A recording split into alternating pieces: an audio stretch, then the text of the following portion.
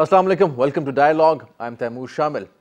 After this Pulwama incident, an attack which was carried out by a Kashmiri on the Indian troops, India has been exposed. The Indian propaganda on occupied Kashmir continues. Many people have been arrested. Many Hurriyat leaders, Kashmiri leaders have been arrested recently. There is a crackdown on the Kashmiri people living anywhere in India, and also especially on the Kashmiri leaders in occupied Kashmir. Pakistan has raised up this issue with the Indian authorities several times internationally as well, that Pakistan stands with the people of Kashmir, and all that we want is the Kashmiris to be given their right to self-determination. Suppression cannot end the Kashmiri struggle for their right to self-determination. This anti-Pakistan sentiment is being used by the BJP government, Bharatiya Janata Party, the Prime Minister of India, Narendra Modi, and BJP is also backed by RSS and Shiv Sena. These are the Hindutva parties which get their vote because of the Hindutva mindset. This is what is prevailing inside India. Pakistan has said several times that Pakistan wants peace and stability, but Pakistan would give befitting response to any misadventure taken by India. We're going to discuss about Pakistan-India relations and this anti-Pakistan sentiment that is prevailing in India. Obviously, not all people in India, they stand for anti-Pakistan sentiment. There are sane voices, there are educated people as well. But this saffron tide in India, this BJP mindset, would it prevail? And where is India taking the whole region towards a clash, maybe towards war, this warmongering in India? We're going to discuss about all these things with our special guest in the studios. Our first guest is Ambassador Burhan al-Islam, a renowned senior diplomat and expert on Pakistan's foreign policy. Sir, welcome to the show. Our second guest is Professor Dr. Amina Mehmood. She is the Professor of International Relations and also an expert on Pakistan's foreign policy. Welcome to the show, Dr. Amina. Third guest is Brigadier Retired Aftab Afzal. He is a renowned senior defense analyst and an expert on Pakistan's national security. Sir, welcome to the show. Ambassador Islam, starting with this warmongering in India at the moment that we see. We have been discussing, you and me particularly on our show as well in the past, the warmongering from the Indian side, the aggression on the line of control and also on the working boundary. And this is interesting to see that since the general elections are coming up in India, BJP now is solely focused on Pakistan and occupied Kashmir. How do you see BJP, their mindset, and what are the options for Pakistan now? You see, Burhan Wani and Adil Dar phenomena has become difficult for India to manage. So it is depending now and focusing on war ratcheting and warmongering. Unnecessarily war hysteria is being promoted and being ratcheted up by India with a view to see if situation in occupied Kashmir could be improved. Unfortunately, last 3 years, 4 years, even 10 years, the situation has gone beyond India's control. Now, it doesn't know how to deal with the phenomena. The people, they are now prepared to sacrifice their lives for the cause of freedom. This is a new phenomena in Kashmiri struggle. We deeply appreciate that. We have been, supporting diplomatically and otherwise the struggle for their right of independence and right of self-determination particularly. So India doesn't know how to deal with it. It has increased its violence, now trying to implicate Pakistan, all the charges against Pakistan without any basis, without any solid evidences. Imran Khan made a very good statement asking for share with the evidences with us, we'll move forward. Now, as you mentioned, the elections are coming, so before every major development in our part of the world or Indian elections, Indian government and Modi and extremist elements, they try to prepare for them a spectre, so in such a way that Pakistan is made the target and so that Pakistan becomes on the defensive. It is not possible. Pakistan's stance on Kashmir and vis-a-vis India are very principled. Right. We never change. We always say that we are talking about the people of Kashmir and the right of self-determination. So the more you apply your force, the toughest will be their response. this is what is coming. First time 50 people have been killed in Pulwama. It is something really unprecedented, and this is something which has started, and I said earlier also that once people are prepared to sacrifice their lives, you cannot stop them. No amount of force will work in Kashmir. And we also saw that in Afghanistan for that matter. Afghanistan, this is an example that they can't do it. US has come back and asking for dialogue, requesting Pakistan to help. This is what we are asking India to do it everywhere. India is taking the issue. It has gone to the Security Council, asked for a presidential statement, and next stage could be resolution, but we are trying to defend our cause, pursuing our principled position and highlighting everything that we have. We can. And Dr. Amina, many experts are of the view that Pakistan many times has gone out of the way, extra mile at times, to improve its relations with the neighbors, especially with India. So when Prime Minister Imran Khan inaugurated the corridor, the Kartarpur corridor, that was a gesture from the Pakistani side. But we also saw that there was propaganda on the Indian TV channels, and that was also not being reciprocated from the Indian side, from the BJP government especially. So when we have neighbors who are clenched-fisted, how do you deal with such neighbors? We have been discussing number of times that it is India's hard stance, and it continued 1 year before. It starts 1 year before the election, and it ends 1 year after the election. One thing. The other thing that which I wanted to say that, you know, when we are talking about terrorist attack, let me define first terrorist attack under international law. Terrorist attack is some sort of aggression or terrorist activity against some soft target, means hospital, a school, civilian population, mob, anywhere. But in this case, this was the convoy of paramilitary, military forces. They were fully equipped with arms and ammunition, and they were moving from one place to another. And against whom they are fighting in Kashmir? They are fighting against the militant in their language, not in our language. We say that they are the freedom fighters, but they say that they are the militants. So they were targeting militants, and militants were having a legitimate target under international law, the Indian army. So it is by no definition of international law a terrorist attack. It was an attack on the enemy. Both are directly confronting with each other, and under any international law definition, they cannot be claimed that they were acting a terrorist attack, because both enemies were fighting against each other. So I think that India cannot claim, as Indian media and government is claiming, and even in the UN Security Council it is presented, that it was a terrorist attack. Secondly, Jaish-e-Mohammed, Pakistan has banned it. We have taken every action against them. There are no evidence that they are having their presence in Pakistan. So you cannot claim that this attack was conducted by Pakistani or sources. Even the anywhere. evidence that Adil Dar was actually supported by Jaish-e-Mohammed or anything like that, and there is no actionable evidence, as you rightly said. Yeah. Brigadier Aftab, discussing about this warmongering from the Indian side, Pakistan has been fighting extremism and terrorism successfully. We have launched massive military operations inside Pakistan, and this is what we know, and this is also what the world knows as well. But this terrorism mantra that India continues, and this propaganda that India is doing at the moment, that is also very important. How do you counter this propaganda from the Indian side? Where do we stand at the moment in countering that propaganda from the Indian side? I think Indian media since long has been well established in this regard, and they are carrying out this propaganda campaign.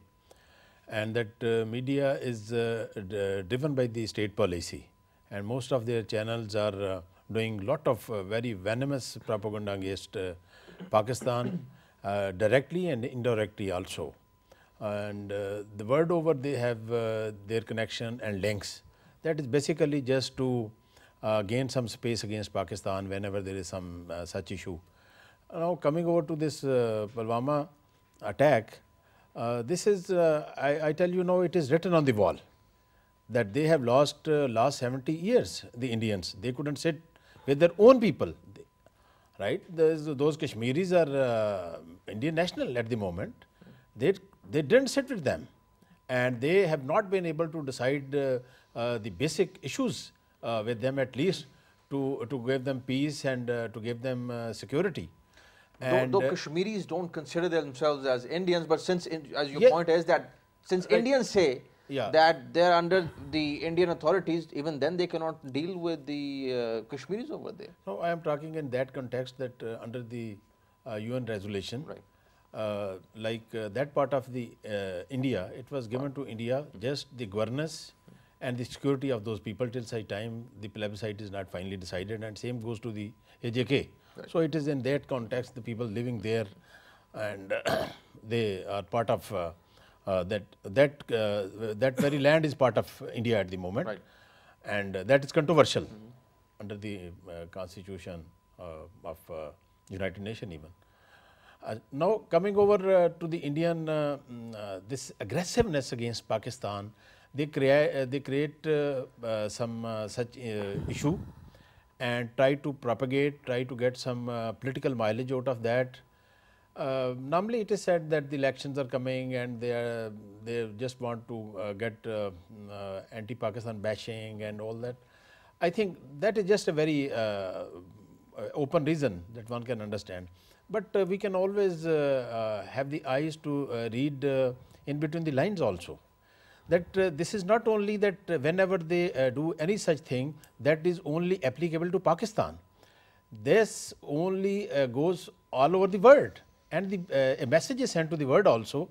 And Pakistan's image, they try to tarnish the image of Pakistan in this regard. But every time, whatever the government was here, whatever were the political problems here in Pakistan, but our all political parties, our leadership, our military leadership, political leadership had been on one page as long as the Indian such efforts have been concerned, and have been very badly thrashed. And recently also our Prime Minister has given a very, very precise speech, a very short speech, but very precise and meaningful to make the India realize that what is the actual, what we want. And we are not going to accept that threat, and the time has passed. It is a new government in Pakistan, and it is high time for the Indian to understand the reaction of the new government will be slightly different. And at the same time, the military leadership has also given their viewpoint yesterday through ISPR, and that message is so clear in the world. That is a direct message for the Indians, for Mr. Modi, and for rest of the world, that we are very responsible, peaceful nation, and we enjoy good nuclear deterrence also.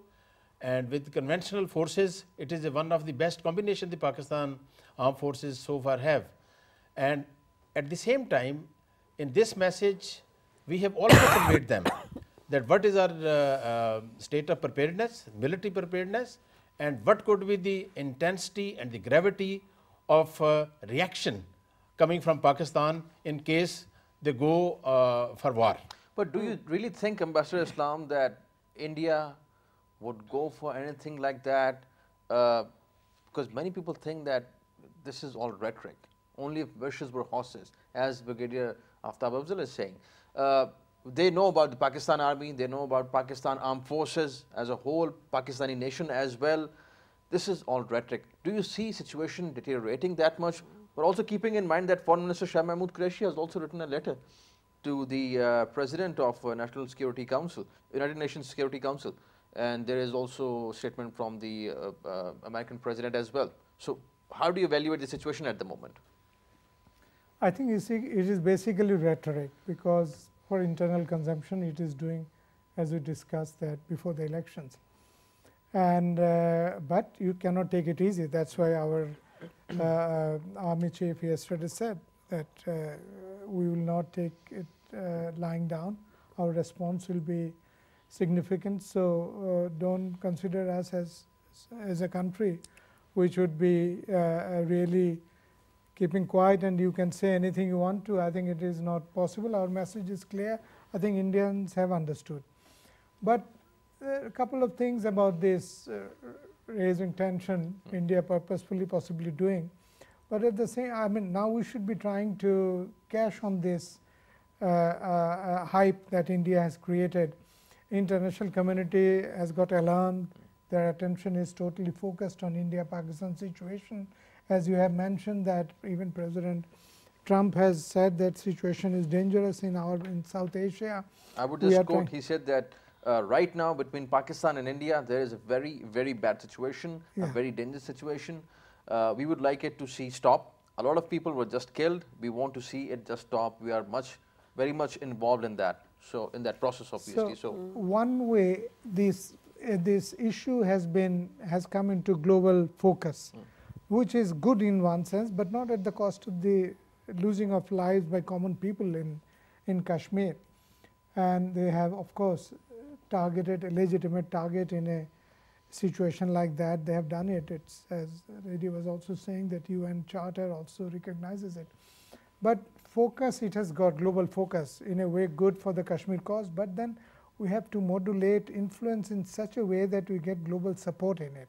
So what I will suggest our ministry and security agencies that get solid evidence wherever you can to suggest that this is totally and unequivocally an Indian attempt. It did itself, this blast. If you can get some evidence somewhere to establish and share with our friends, look, this is the game India is playing. It has done in the past, and even share the past records. Before every major event, they will do such a thing. Share those things with the American Security Council. I think this is interestingly also what DGISPR yesterday said in a press conference.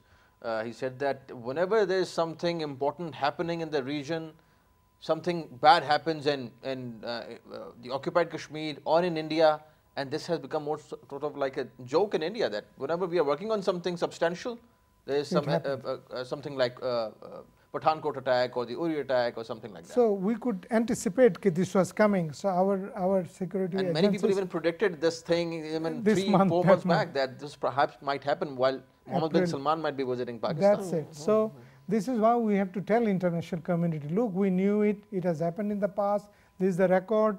Indian Supreme Court or courts have also proved all these things done in the past by the Indians. So I think those things should be highlighted and to be shared with important organizations, countries, Security Council, that this we knew and this has happened and India has done it for these reasons. So, and interestingly, this time and also when Burhan Wani was martyred, the good thing is that the international media has been covering this whole issue in a very balanced way.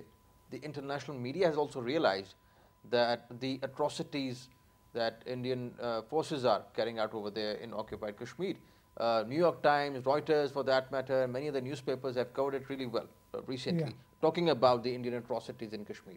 Very good. Balanced international media coverage we are getting.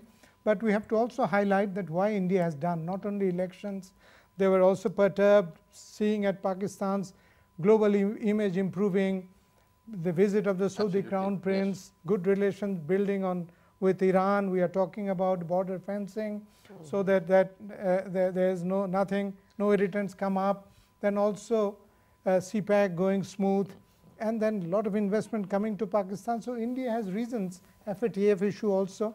India has reasons to build up negative image about Pakistan, and we don't have to get perturbed. We should also make our points very effectively and forcefully. And Dr. Amina, this time India has absolutely failed to overshadow the visit of the Saudi Crown Prince Mohammed bin Salman when he was visiting Pakistan.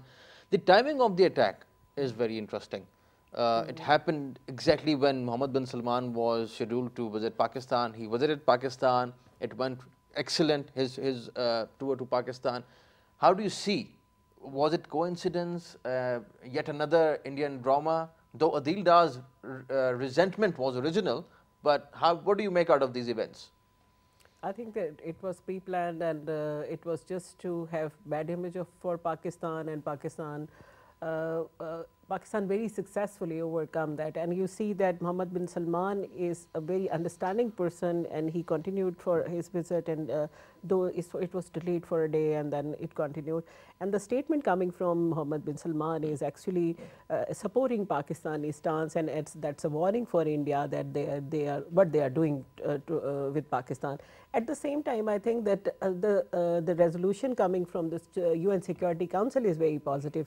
US State Department mentioned that Jaish-e-Mohammed, a banned organization from Pakistan, but UN Security Council resolution avoided that word. They had no reference to Jaish-e-Mohammed attached with Pakistan. It means that the world is realizing, though United States claim that it was due to the effort of Pakistani lobbying and Pakistani friends sitting in UN Security Council, but again it's a success for Pakistan that we are able to convince the world and UN security members that we are not involved in that, and it's an attack that is really an incident happening in India.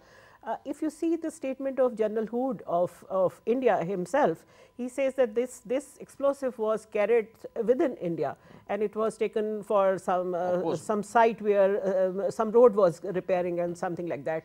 It means that they himself recognized that there was no role of Pakistan, and on such a massive scale, such a huge explosive cannot be transit through a very volatile border between India and Pakistan, very well washed border between India and Pakistan. So, I think that Pakistan has successfully defended its case, and India is not able to convince the world against us, one thing. The other, that that rhetoric is continued, and that rhetoric may continue for months. And India is just creating these circumstances just to alarm and divert the world opinion, as you were mentioning, and before that the Human Rights Watch report and Amnesty International report and even UN report against atrocities committed in Indian held Kashmir. Then I think that India wanted to divert the attention of people from actual situation in Kashmir and leading it to India-Pakistan relation back. Right. But it is not the situation right now, and world is not diverting so easily. And to talk about this standoff, and certainly the whole world would be there to stop this standoff between two nuclear powers. India knows that India is not going for any adventure. The whole world will not allow it, and they are creating rhetoric. And during this period, when the electoral process would continue, and Modi is expecting some gains, as he has lost some of the very important states already having separation movements in India, and they have lost there. Now they are expecting that they would gain somewhere else in India to save his government in union. Right. That's why. Brigadier Afzal, do you agree with this notion that strategically peace doesn't suit India? This is what their approach is. Pakistan talks about peace. Pakistan talks about having a cross-border, having a system, a mechanism where Pakistan and India can both counter the militancy in the region. We take an initiative that was this Kartarpur corridor. Prime Minister Imran Khan has said that we want peace. Even our army officials said that we want peace. But peace is not very viable for India, politically as well as strategically. They want to use this whole militancy against Pakistan, and this is what benefits them. Do you agree with this notion, this idea? Actually, Indians are nowadays really haunted. This is what good fortunes they are coming to Pakistan, like good investment and this Pak-China cooperation, then other Muslim countries. Turkey even has given very clear statement, and a change in the posture of Americans. So this is very clear. Inside India, there are more than about 24 different organizations. They are fighting for their rights and different causes against the government and the state. Separation movement. Yes, they are basically separation movement, and it is not only the Kashmir. All states in the eastern part of the India as well. Yes, right. So they are already doing these efforts. So, India, one side they try to divert the international attention toward their internal problems, and just they try to target Pakistan. They have just make it a very fashionable thing to just select Pakistan whenever there is they need, whether it is they need bailing out is from some internal problems, Right. or it is outside world, or it is Pakistan that it is getting some good opportunities in the world. So how long they can carry this? The basic issue like issue of Kashmir, they have to settle one day. They have last 70 years, and as yesterday from the ISPR press conference, it was crystal clear to Indians that in last 70 years that we, the Pakistan Armed Forces, we study India, we analyze India, we are planning against India, and all the time our response is ready. So we don't have to waste time. Our posturing, our disposition, our deployments, they all are with regard to the Indian threats. Pakistan's, I think, answer and stance has been very mature, as always, and that is how we respond to the Indian threats to having a war or battle with Pakistan. We'll continue our discussion on Pakistan-India relations, primarily on Kashmir. This time, the Indians, educated Indians, young Indians, there are many sane voices have also criticized BJP, the government of Prime Minister Narendra Modi, many people in BJP, Adityanath Yogi for that matter, and many of the people who get their vote because of the anti-Pakistan, anti-Muslim sentiment. We're going to discuss about that as well after this break. Stay with us.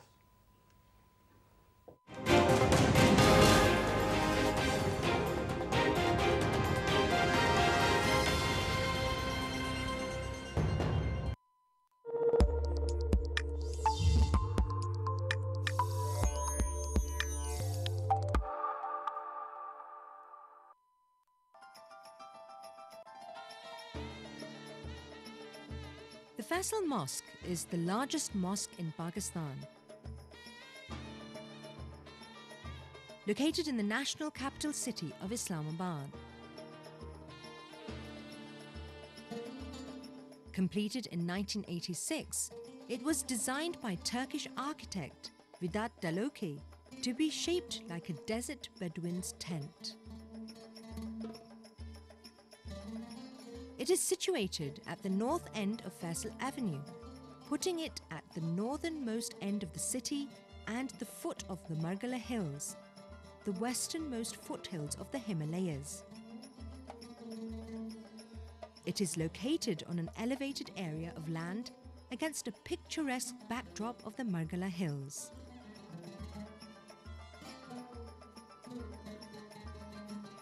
This enviable location represents the mosque's great importance and allows it to be seen from miles around, day and night. The Faisal Mosque is conceived as the national mosque of Pakistan and is named after the late King Faisal bin Abdulaziz of Saudi Arabia, who supported and financed the project. It is the largest mosque in South Asia and one of the largest mosques in the world. The Faisal Mosque was the largest mosque in the world from 1986 until 1993, when it was overtaken in size upon the completion of the Hassan II Mosque in Casablanca, Morocco. Subsequent expansions of the Masjid al-Haram, the Grand Mosque of Mecca, and the Masjid al-Nabwi, the Prophet's Mosque in Medina, Saudi Arabia during the 1990s, relegated Faisal Mosque to 4th place in terms of size. Architectural wonders of Pakistan.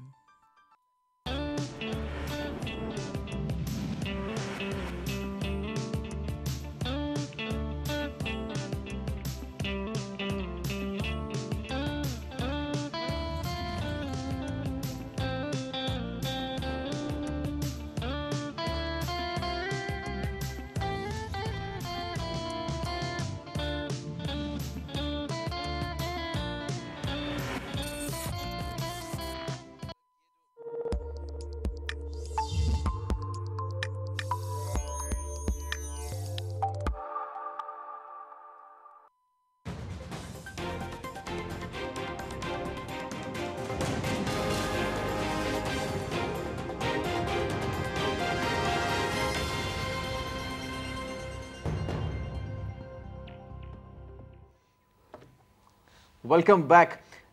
After the Pulwama incident, the way Indian media has been projecting the propaganda against Pakistan, BJP, Indian media has become more sort of a media wing of BJP and RSS and Shiv Sena. And that is what we can clearly see on the Indian TV channels. If you turn on the Indian TV channels at the moment, you would see exactly that. Sane voices in India, educated people, young people have been criticizing the mindset that BJP wants to prevail in India, and that mindset is Hindutva mindset. This interesting tweet on the social media actually speaks volumes about what young people in India think. They said that India is a parody account of democracy. So when you talk about democracy, when you talk about inclusiveness, you don't put pressure on the Kashmiris. You don't kill innocent people in Kashmir. You don't kill Sikhs and Christians and Muslims. You don't kill Muslims in Gujarat for that matter. India actually has become a parody account of democracy. This is absolute parody. Ambassador Islam, what do you think about this parody that is going on in India at the moment? I mean, very rightly quoted. I mean, what democracy? It is a totally a mockery in the name of democracy. The way you are killing people in Kashmir more than 10 years. In no account anybody would say that any sense of democracy prevails there, that part of the world. And then the way you mistreat your Dalits and others, minorities. I mean, no account of democracy that I see about India is really credible. Nothing is credible. So I think right comment. So Indian democracy we will not be seeing till the time they allow the Kashmiri people to express their wishes on their right of self-determination, future of Kashmir. Till that time, everything is a drama, everything is staged. India doesn't deserve any credit for that, and we will never consider India as a reasonable, it has a reasonable democratic standing in the world. It's all the propaganda that is holding. Its media is going a bit too far. And sane voice, as rightly said, as you have rightly pointed out, is now started talking about. I was seeing a video clip today by Mahesh Bhatt, I think. Mahesh Bhatt, yes. How he was saying that I feel safe among these Maulvis and Maulanas and Muslims, Pakistanis, who have done for our country more than any other powers, colonial powers. British came here to take your wealth. But the Muslims came from the north not to take anything, but to give a lot of things to you, institutions, rights, everything sensible in India has been contributed by the Muslim rulers. So in that context, I always feel that this sort of narrative that Mahesh has sounded and highlighted should be promoted. Media, international media must understand that India is on the wrong direction and wrong trajectory. It must be playing sensible and accept all the offers coming from international community and Pakistan to indulge in a sensible dialogue with Pakistan to find a solution in Kashmir. Otherwise, we don't see any democracy, we don't see any credibility of India to be prevailing. Right. I would add to Islam Sab's assertions, but what we perceive in international relations to democracy means some of the values, and those values are human rights, right of self-determination, people's representation. And India is denying all these things not only to the Kashmiris, they are having a special status in India, but they are also denying these to their own citizens like Sikhs, like Dalits, like Nagaland people, like Mizoram, like Tamil Nadu, and number of other areas, and even in Bengal. So I think that India is another international dimension of democracy, the democratic peace theory that says that democracies are less prone to war. Democracies seldom go to war because they resolve their issues by negotiation and sitting together. And India is denying this right internally and externally. Pakistan is offering for number of times right now, even Prime Minister offered that we are ready to sit together on negotiation table, and India is denying. And Brigadier Afzal, India is baffled by this development that is going on in the region. Pakistan working with China, China-Pakistan Economic Corridor, US might be pulling out troops from Afghanistan. That might also settle. We hope so in future, near future. So things would be getting better in the region. Pakistan and Saudi Arabia and other countries, UAE for that matter, would be working in the Middle East. There would be a big market for Pakistan in the Middle East. Do you think strategically India is scared of the developments going on in the region? How do you see strategically India at the moment? Actually, the recent developments which are going on, the Indians initially started against Pakistan, was that they wanted to isolate Pakistan in the world, and they were doing all that propaganda and doing all those actions, whether it is their links in America or it is in the United Nations, whatever it was. But they have no miserably failed. They have not been able to get any space in that direction. And once they have seen that now the Pakistan has managed this situation. There was a time that Pakistan was really in a difficult situation, that one side FATF attack is coming, other side Indian propaganda is coming, and then now they say that we are going to stop the Pakistan waters of southern three rivers. They tell our people, those who have gone on, as a visitor there, to leave India. Who was there, by the way, on religious tourism? Yes. People visiting the shrine of Hazrat Chishti. So do you call it a democracy there? It is not at all. It is a big fun with the democracy inside India. And their own class system, very class system, they have not been able to break that. They treat their own people in a different way. They treat the people on religion basis. They have a lot of differences. I think if we just see, strategically they have not been able to manage their affairs, whether it was the political disposition, it was their international impression. Why they went wrong? Because they targeted Pakistan, and their all effort all over, whether it is their foreign affairs, their political effort, their military effort, it is directed only against Pakistan. And if they do against a neighboring country, what are they going to get? They have not got any benefit out of that. And now those all their efforts are taking U-turn and coming back to home. It is the same India, it was all the time. Modi even in New Delhi said that the people of Balochistan, they are calling me and I am going to help them and what not. Those were very immature, irresponsible statements. Pakistan has managed all internal affairs and inshallah is going to manage further. Biggest problem was our war on terror, that we got a lot of success in that. And that too we know that was also terrorist organizations like TTP and Jamaatul Ahrar, they were financed and funded and supported by the Indians in Afghanistan. So that was also exposed. We have so much of proof of Indian involvement in all terrorist attacks in Pakistan, but Pakistan has never gone. And Pakistan, so far till we had the solid proof, we never made any such propaganda till such time this Kulbhushan Yadav was arrested. His interrogation is very clear. He has provided all the proofs. So now we have put it before the world. So you rightly said, and that is because we don't do propaganda, because our domestic politics is not dependent on anti-Indian sentiment. Our political parties, our leaders, they contest their elections on performance and also what they can do for the people of Pakistan, and that we saw recently in the general elections as well. Ambassador Islam, in the future, where do you see India? You have a very good observation of what is going on in the region, politically, international relations as well. We are working with China, Afghanistan situation, Middle East as well.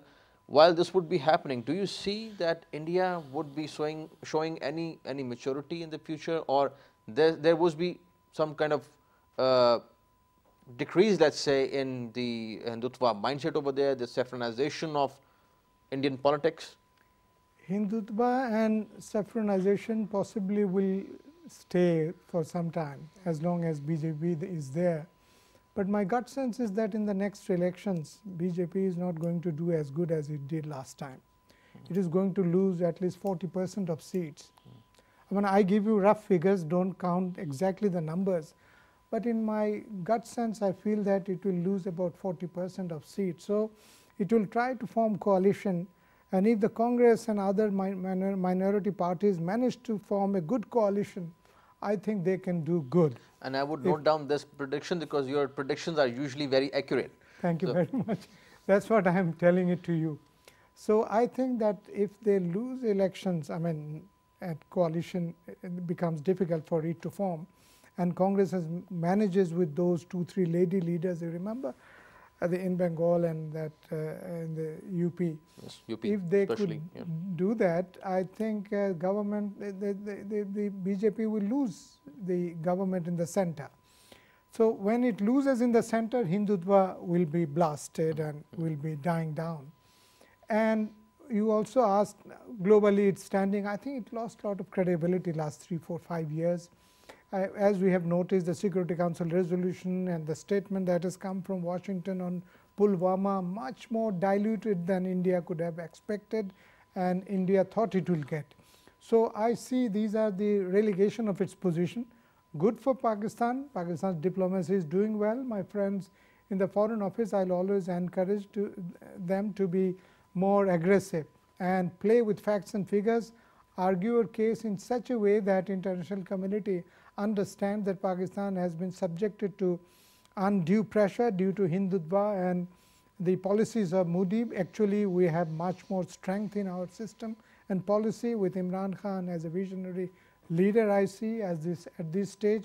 I don't know how he will do next year, but at this stage I think he has done very well on foreign policy issues, especially his this card on the border opening on Kartarpur is a tremendous stroke, I'll say. Also because I have read some, I don't consider Sikhs as my friends, but some Sikhs in social media even said that you have done such a great job for us. We are even prepared to tell you that give Kartarpura and take Kashmir. I mean, some of the Indian Sikh community are even prepared to talk in terms of getting Kartarpura and give Pakistan the right and strength in terms of dealing with Kashmir issue and give lot of leverage and if possible settle Kashmir somehow. And Kartarpura gave us the way Imran Khan has opened the gate, doors for the Sikh pilgrims. Won their minds and hearts. They are even prepared to say that if Kartarpura, the way Imran visualized, could be something to, draw a balance on Kashmir.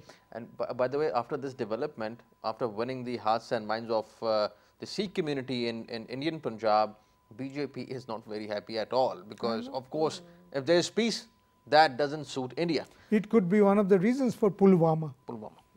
Most probably, maybe. Thank you for joining us. Master Islam, pleasure having you on the show. Dr. Amina, thank you for your time. Thank you for joining us. Brigadier Aftab Afzal, thank you for joining us. Thank you for your time. We discussed about Pakistan-India relations, Pulwama incident, Pulwama attack, what is happening in Kashmir, the way the people of Kashmir are resisting the Indian atrocities. This might continue forever as long as India would be using force in Indian-occupied Kashmir. Pakistan stands with the people of Kashmir, and Pakistan maintains that there is no solution to the Kashmir issue through force. Only talks with the Kashmiri people is the way out, and Pakistan stands with the people of Kashmir. Thank you for watching today's show. See you next time. Khuda Hafiz.